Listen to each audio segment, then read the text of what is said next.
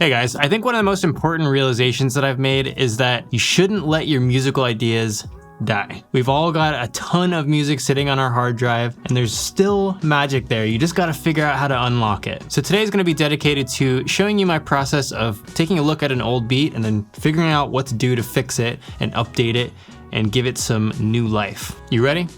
Let's do it.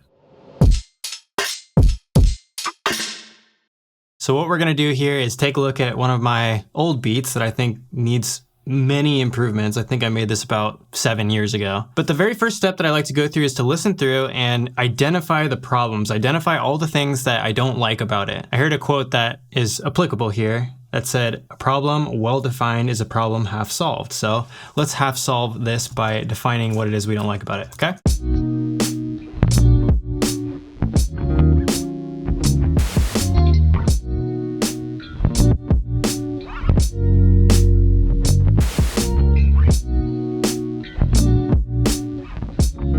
All right, so right off the bat, I'm gonna say something positive. I like the chord progression, but the first problem that I hear is that it's just too slow. It just feels like it's dragging, and we need to speed this up, I think, by significantly, like 10 to 15 BPM. So let's bump it up to 180. So now let's hear how this sounds.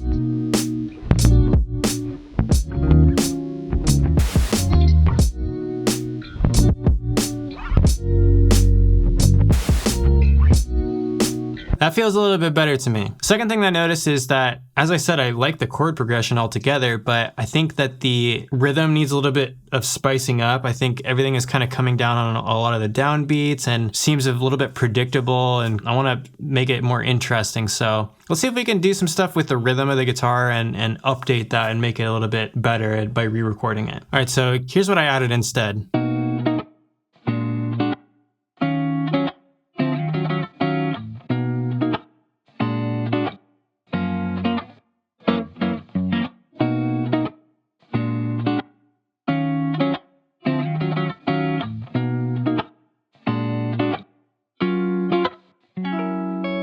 So you can hear there's a little bit more rhythmic interest now, and I added a couple of variations, so it's not literally just the same thing repeating over and over again. So the first half is different from the second half, which is a nice little bit of ear candy to add for the listener. And even, you know, the creator, somebody who's listening to it on repeat constantly. The other thing I didn't like about the guitar is that I had like this super heavy side chaining going on.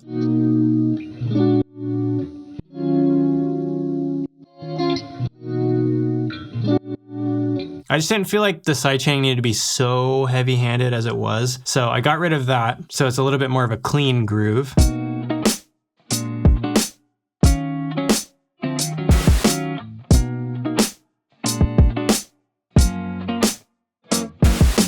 All right, that's feeling a little bit better to me, but now I'm feeling like the drum sounds are not fitting together the right way. And I don't think the groove is right either. I think some of these hits are kind of early and late, and it might have worked on something that was closer to the way that we had it, but now we need to update that groove a little bit. So let's swap out some of the drum sounds and add some newer sounds. I'm gonna make this more of like a clean R&B kind of feel with like a rim shot I'm hearing. So just something a lot cleaner.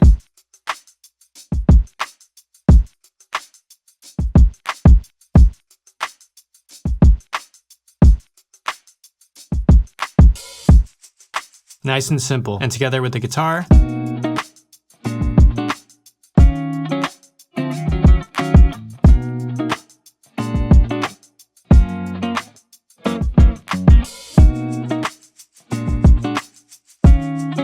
It's got kind of a different feel now, but I like it. I like where it's headed. You can see that I did not name or color any tracks back then, which was just great. The next thing I didn't like about the beat was that the bass had like some loud, some sort of like noisy aspect to it that I did not gate or remove at all. And the other thing is that I think the bass groove could use a lot of improvement. There was a couple of cool runs in there, like I like this part.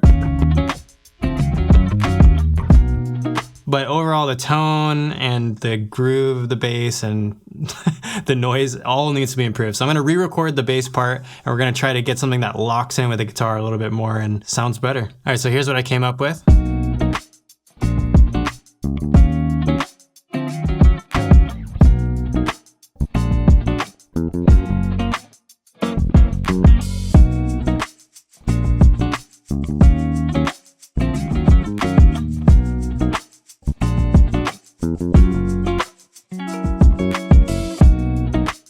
I really like the way that locks together, and it's also got lots of little interesting differences between the first half and the second half to complement the differences that are in the guitar part. The last thing that I want to address about this beat is that I feel like it's missing a lot of the detail work, like not necessarily in each of the individual recordings right now, but just in terms of what we can add to sort of fill out the beat and make it a little bit more thick and interesting. Because if we think about this part as a hook, we would need more instruments, I think, to fill it out a little bit and give the listener an indication that this is actually the most exciting part of the song. And then we can build around that, which, as you guys know, I like to do. There was one part that I had in the original one. It's kind of like a real spacey, cool sound that was just in the background. It was this.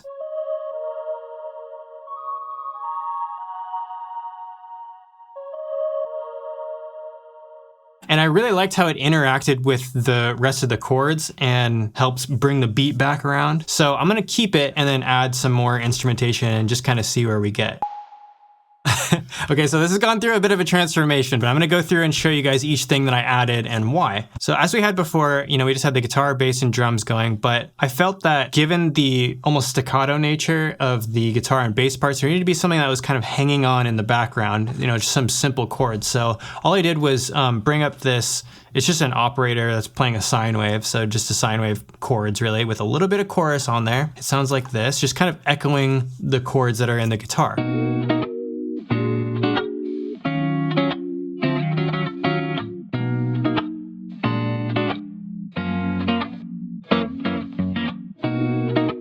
As we know, sine waves are not going to have any harmonics really, so they have a nice way of just carving a little space for themselves and filling everything else out, because most of the other things that you come across has tons of harmonics. That's why it's hard to fit things together when you're mixing. I also added some piano chords just to further fill it out, but this time, instead of just doing the chords like I had them with the sine wave, like this, I added a little bit of a melody, which you'll remember is one of my methods for spicing up loops, is that you allow chords to give you the melodies, or at least imply a melody and then actually execute on it. So what I mean by that is I took those chords and I heard like a little melody that will help us get from chord to chord like this.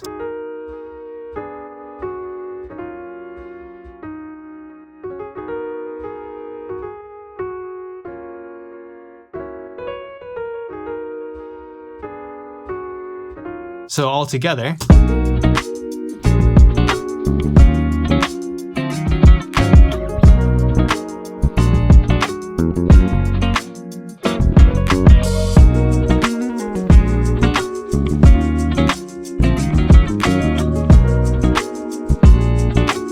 Okay, so it's starting to take on more of an interesting sort of chorus-like identity. Not the effect, but the part of the song. And the last thing that I wanted to add was just a little bit more spice, those details I was talking about. So I added some vocals that were on the second half when the beat repeats, and they sound like this.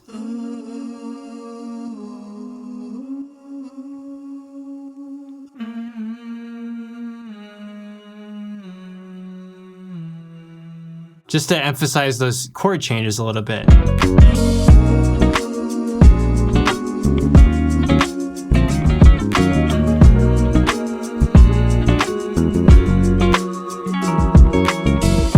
Obviously it's too loud right now, so we're gonna take that back down to where it was. And beyond that, I just added one tiny little guitar part, again for interest between the first half and the second. And this is where it comes in.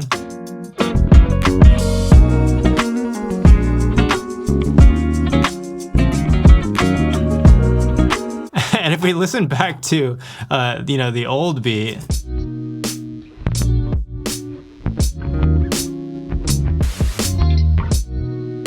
it's gone through a transformation, that's for sure.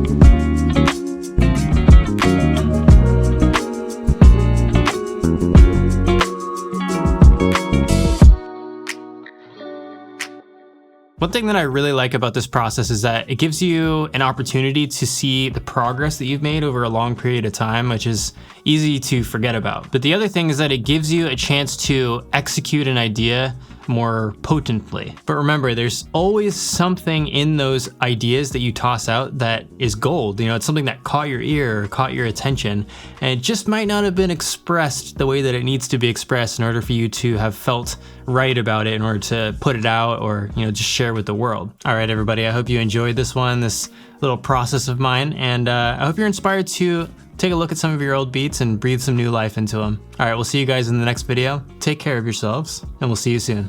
Peace.